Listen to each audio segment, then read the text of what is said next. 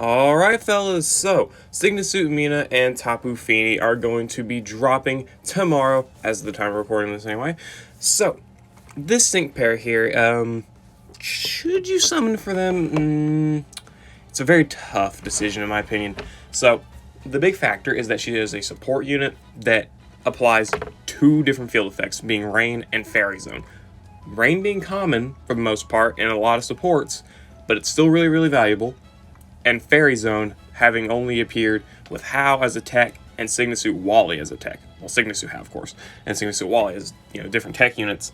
But then we've got Mina here, who is a support unit and is able to provide it, which in my opinion is a very valuable trait. So there's one thing I want to, one thing that's making me say you may not want to summon for her, but we'll go over that in a little bit. So, looking at her kit here, she's a support type sync pair, she is fairy type, she is obviously a Pokefair banner unit. She's got 600 HP, 300 defenses, and 282 speed, so pretty average, so, part of the course for support right now, at least I believe so. So we got our passes here, which is Fairy Zone debut and extension. Again, same as Maxie and Archie's weather effects there with the debut and extension. So, all that good stuff. We got Team Whimsical Special Damage Reduction 3. Reduces special attack move damage taken by allies when the zone is a Fairy Zone. So, of course, that's going to be very good for a lot of different game modes. Well, literally every game mode. That you're facing special attacking enemies, like any stadium stage, any legendary gauntlet that has special moves, all of those.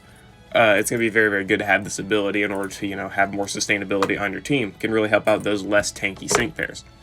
And then she's got her signature passive, I guess you could say. Pony Ocean Breeze raises the defense and special defense of all allies by 1 when an ally activates a field effect. Which I guess that would also apply every time she uses one as well. I forget how it works for how, but that only makes sense. Anyway, so she's going to be able to, again, help out more allies with raising their defenses as well, so that's good. She's got Draining Kiss here as her 2-gauge spammable, I guess.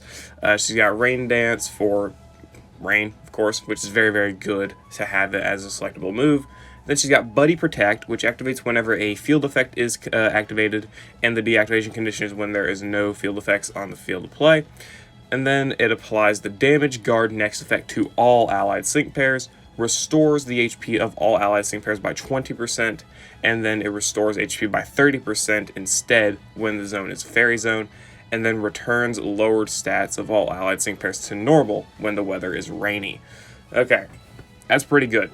So she's able to give damage guard to all allies, again further helping cement herself as a very good team, like bulk support.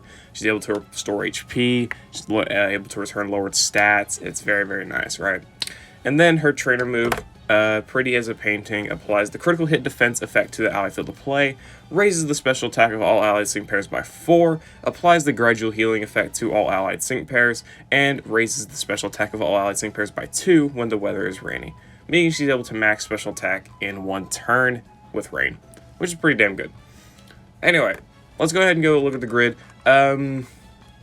Well, actually, I guess I should probably say how good she is at 1 out of 5.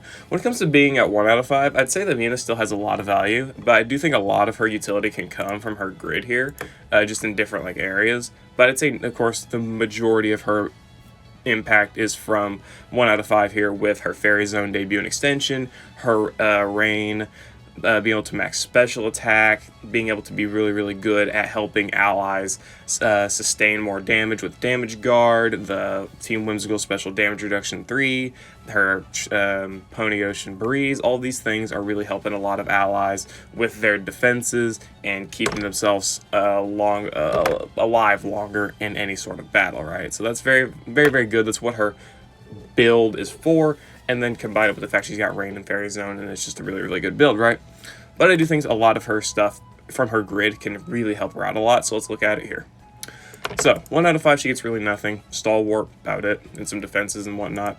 2 out of 5, she gets Racing Rain and Whimsical Acceleration for some better gauge, which I feel like is a very underrated aspect of these type of units. If you have only 2 out of 5 of these characters, the friggin' acceleration here, I don't know why I said that. The acceleration here is pretty damn good, because being able to have the gauge, especially when you're going to have both of these effects activated most of the time, like together. That makes these effects really, really good for the gauge. Doesn't require you to have like a specific designated gauge, like management unit, like a support or somebody with move gauge acceleration or whatever. You can use these Racing Rain and Whimsical acceleration skills, and you should be fine. Anyway, I digress. We've got full bracing command 9 on her trainer move, which raising defense and special defense of the user, which sure, whatever. Trainer move NPR, which I don't really want to say is that useful, because you're gonna be maxing special attack, and the critical hit defense is whatever, I guess. I mean, sure, it's good, but I wouldn't call it anything mandatory. What else we got? 2 out of 5 here. Flabbergast 4 on Draining Kiss, leaving the target confused. That could definitely be very, very strong of an ability there for sure. Can definitely pick that up, but nothing really too crazy, right? So 2 out of 5, not really too much, but some decent stuff, I guess. 3 out of 5, the real big kicker here. We got Refreshing Rain, healing herself a little bit more. We got Barricade Buddies, which is actually really, really solid there. Buffing special defense even more whenever she uses Rain Dance, so that can be very, very good. Plus, you'll be activating Pony Ocean Breeze here, of course, every time you do that, so you'll be getting more and more special defense debuffs, making you damn near invulnerable to special moves, right? So that can be good. We've got Team Sharp Entry 1 here, which is also very, very nice. Oh, also Rain Gear. That was a 2 out of 5, wasn't it? Oh, neat. Anyway, Team Sharp Entry 1, which can be very, very good. People underrate the +1 like crit abilities, but those +1 crit abilities can really prove to be useful. Like, it makes it so you don't have to use that second dire hit plus and waste a turn. Makes it so you don't have to do a lot of things. You just saving that one turn is definitely very, very crucial for a lot of battles. It's definitely a very, very underrated ability in my opinion. So yeah, Team Sharp Entry 1, very, very nice. Plus, it's good for units like May. May can't buff her own crit except by +1, so now that you're able to max crit, you can run May with Tapu Fini here, Mina and Tapu Fini, and provide off of their Rain Dance and provide off of this crit buff, and May can actually, you know, not have to all buff her own crit and set Rain, as well as trying to nuke and do damage, right? So it's very, very good there. Fairy Kingdom, a very, very big one, turning the field of play into Fairy Zone after using the user's sync move. So Infinite Fairy Zone, which is very, very nice. One of the big reasons you want a 3 out of 5 this unit. Is it necessary? Probably not, because you can get a lot of great fairy nukes up with just the first sync move instead of having to... Shut up, Windows Defender. Instead of having to, you know, wait until that second sync in order to get it. But this allows you to, you know, get that support EX in with Mina and then use your fairy nuker and do a lot more damage if you choose to do that. And I definitely think that's very, very strong. Team Whimsical Immunity. Status conditions cannot be affected on all allied sync pairs when the zone is fairy. That's very, very strong as well. You can't be burned, poisoned, paralyzed, frozen, anything like that.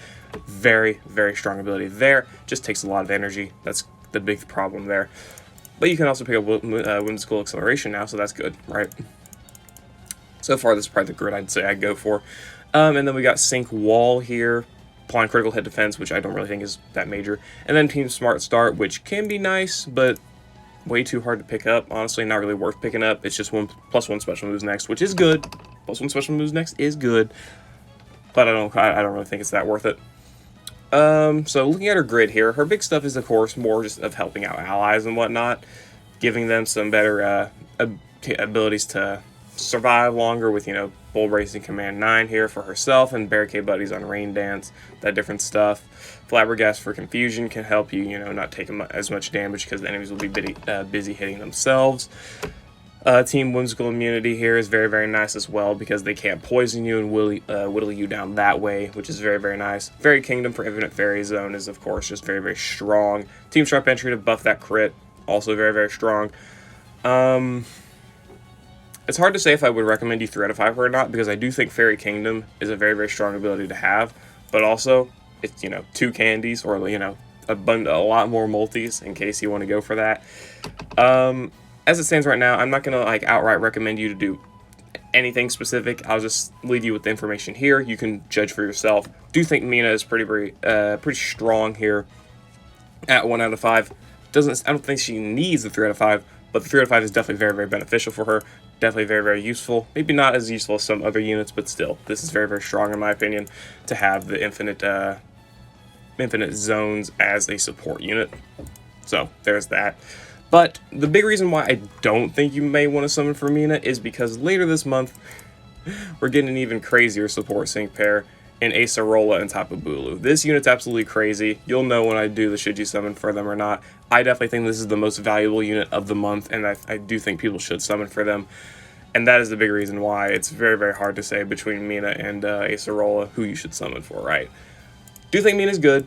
Do think Acerola is better, so keep that in mind, right? If you want to know how good Acerola is, you can go watch my video over the overview sync pairs for the month. I go into quite a bit of detail on what they are both able to do and all of that, right? But if you want to wait for the should you summon for Acerola, then you can definitely do that. Mina will still be up. And a reminder that Mina lasts for a little bit over a month, so you've got plenty of time there to pull for her and whatnot, and you can wait for the Acerola video to come out if you desire. Whatever you want to do, right? So you've seen the pros and cons of summoning for Mina. Summoning for Mina, she's a very, very good Fairy Zone unit and Rain Dance unit. She's very, very good at keeping allies alive while also being able to buff offenses with special attack here. Also, I'm not even going to go over 4 out of 5. 4 out of 5 is Catalytic Kick on Rain Dance. That's very, very strong to have move gauge acceleration, but really, if you want move gauge acceleration that bad, you can go for Racing Rain and Whimsical Acceleration, and it should be good enough. Anyway, I digress. Other than that, her 3 out of 5 or her 4 out of 5 and 5 out of 5 aren't really that good, so I'm not going to go over them. 3 out of 5 is all you should really go for. But anyway, yeah, you've seen all that she can do. The pros is all this good stuff she can do right here with helping out allies, as well as having the zones and Rain Dance and whatnot. But then the cons is that you may miss out on summoning for Acerola, who I find to be a lot more valuable. But at the end of the day, it depends completely on your personal preference for these different units, you know. Mina and Tapu Fini, I like Tapu Fini, so I'm going to go summon for Mina. Plus, I think I definitely like Mina the most out of all of the new Tapu-related characters, for sure. Just from a character aspect. So I'm probably going to I'm going to summon for her myself. Only I don't have many gems, but let's hope that I can get her anyway, right? But I digress. You know the pros, you know the cons, whatever. Again, if you really like Mina, if you really like Tapu Fini, I definitely recommend you summon. Always summon for your favorite characters. Doesn't matter how good they are, but hey, at least in this case, if you do summon, you are getting a really good character out of it, for sure. But anyway, I'm going to end it there, guys. I hope you all enjoyed. Let me know what you think about Tapu Fini and Mina. That was the fucking opposite order. Whatever, down in the comments below. Hope you all enjoyed. I'll see you later.